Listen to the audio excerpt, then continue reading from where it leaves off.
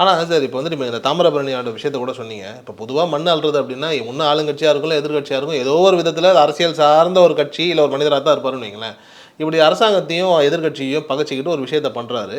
இப்போ மண் அல்லாமல் அவங்க இருக்கும்போது அவங்களுக்கு பெரிய லாஸ் ஆகுங்கிற மாதிரியான ஒரு பார்வையில் இருக்கும்போது எந்த கட்சி சார்ந்த மனிதர்களும் நல்லக்கண்ணு அவர்கள் வந்துட்டு குறை சொல்வதே இல்லையே. இது என்ன சொன்னால் வந்துட்டு நம்மளை தப்பாக எடுத்துப்பாங்கன்ற அந்த ஒரு பிம்பமா, இல்லை உண்மையிலேயே இவர் ரொம்ப நல்ல மனிதர் நரட்ட தானே சொல்கிறாருங்கிற அந்த ஒரு பார்வையா? அது சில பேர் போராட்ட உணர்வை தூண்டிவிட்டு அதற்கு பின்னாடி இருந்து அதற்கான ஆதாயங்களை பெறக்கூடியவங்களும் இருக்கிறாங்க.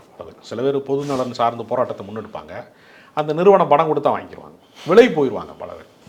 இவரை விலைக்கு வாங்க முடியுமா? இவருக்கு விலை இருக்காங்க உலகத்தில், இவரை விலை கொடுத்து வாங்க முடியாது.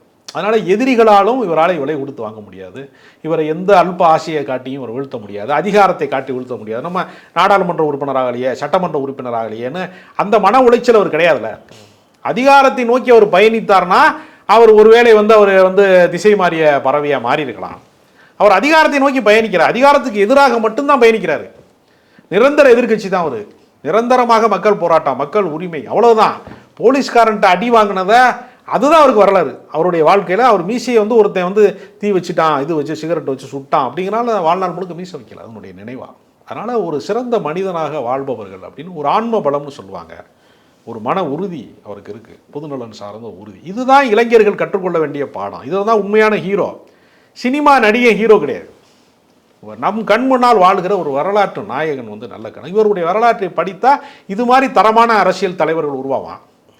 பொறுக்கி புறம்போக்கு முள்ள மாதிரி முடிச்சவங்கெல்லாம் பார்த்தான்னா இவனும் சமூகத்தை இவன் மணலை அள்ளி விற்பான், இவனும் பல மோசடிகளை செய்வான்.